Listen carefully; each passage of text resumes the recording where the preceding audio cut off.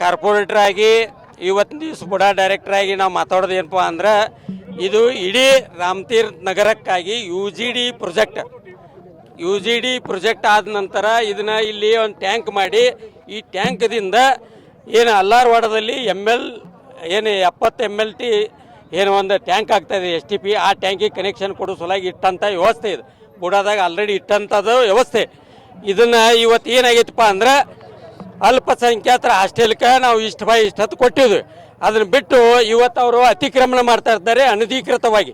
ಅವ್ರು ತಪ್ಪೈತಿ. ಅದನ್ನು ಬುಡಾ ಅಧಿಕಾರಿಗಳನ್ನು ಎಚ್ಚರಿಸಿ ಬುಡಾದಲ್ಲಿ ನಾವು ಎಲ್ಲ ಪೇಪರ್ಸ್ ತೆಗಿಸಿ ನೋಡಿದಾಗ ಅವ್ರಿಗೆ ಹಾಸ್ಟೆಲ್ ಬಿಟ್ಟು ಈ ಕಾರ್ನರ್ದು ಏನೈತಿ ಪಾರ್ಕ್ ಅಂತ ಇಟ್ಟಾರೆ. ಯಾವಾಗ ಈ ಯೋಜನೆ ತಯಾರಾಗೈತಿ 27 ವರ್ಷದಿಂದ ಅವತ್ತಿನ ದಿವಸ ಅದನ್ನು UGD ಟ್ಯಾಂಕ್ ಮಾಡಿ ಪಾರ್ಕ್ದಲ್ಲಿ ಅಲ್ಲಾರವಾಡಿಗೆ ಶಿಫ್ಟ್ ಮಾಡುವಂಥ ಯೋಜನೆ ಐತಿ. ಇದು ಇಡೀ ರಾಮತೀರ್ಥ ನಗರದ 4300 ಪ್ಲಾಟಿಗೂ ಈ ಯೋಜನೆಯ ಸೌಲಭ್ಯ ದೊರಕಬೇಕಾಗಿತ್ತು.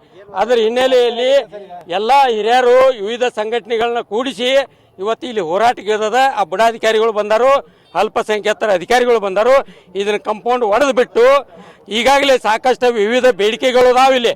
ಆದರೆ ಅದನ್ನು ರಾಮತೀರ್ಥ ನಗರಕ್ಕಾಗಿನ ಯೂಸ್ ಮಾಡೋ ಸಲುವಾಗಿ ಅವ್ರಿಗೆ ಬೇರೆ ಕಡೆ ನಾವು ಕೊಡೋ ವ್ಯವಸ್ಥೆಯನ್ನು ಮಾಡ್ತಾ ಇದ್ವಿ. ಆದರೆ UGD ಸಲುವಾಗಿ ಇಡಬೇಕಾಗೈತಿ, ಇಡ್ರಿ ಅಂತೇಳಿ ನಮ್ಮ ಮನವಿ ಐತಿ. ಅದಕ್ಕೆ ನಾವು ಉಳಿದದ್ದು ಏನೈತಿ ಅವ್ರ ಬೆಂಬಲಕ್ಕೆ ನಾವು ನಿಂತು ಮಾಡ್ತು.